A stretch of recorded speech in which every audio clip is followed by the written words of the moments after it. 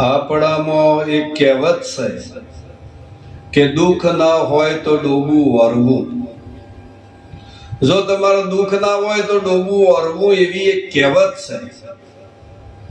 એક ભાઈને ઘેર સુખ સંપત્તિ સાહેબી હતી, શાંતિથી જીવતા હતા. અને બૈરાએ ભાઈને કીધું કે આપણે એકાદી ભેંસ લાવો. પેલો ભાઈ કે બધી સુખ શાંતિ છે ને આપણે ભેંસ શું કરવી છે? સાહેબ બૈરાએ એવો અઠાગ્રહ ઝાલ્યો, આ ભાઈને ભેંસ લેવા જવું પડ્યું. ભાઈ ગોમે ગોમ ફરી અને ભેંસ લાયા. ભેંસ પાડવાળ હતી.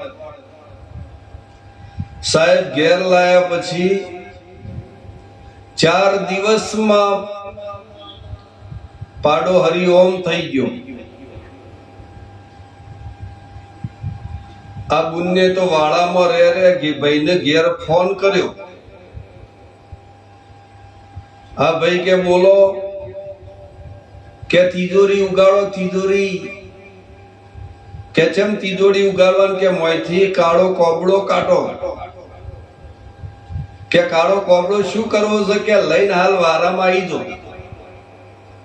આ ભાઈ તો કાળો કોબળો લઈ વાળામ જ્યા. વાળામ જ્યા એટલે આ બેન કી 4 ટોગે થઈ જો. ત્યાં 4 ટોગે. કે મારે 4 ટોગે થવાનું? કે હા. કે શું કરવાનું છે? કે ભેંસનો પાડો બનવાનું છે. આ ભાઈને કાળો કોબળો ઓઢાડી દીધો. સાહેબ ભેંસના અડોણ અડીને પાછા એટલે ભેંસ પાર હોઈ જઈ. ભેંસને લાગ્યો કે મારો પાડો હજી જીવસ.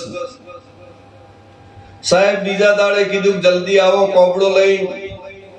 પેલો ભાઈ કે આવા ખેલ ત્યાર સુધી કરવા પડશે કે આ ભેંસ જ્યાર સુધી દેશ ત્યાર સુધી તમારા ભેંસના પાડા બનવું પડશે.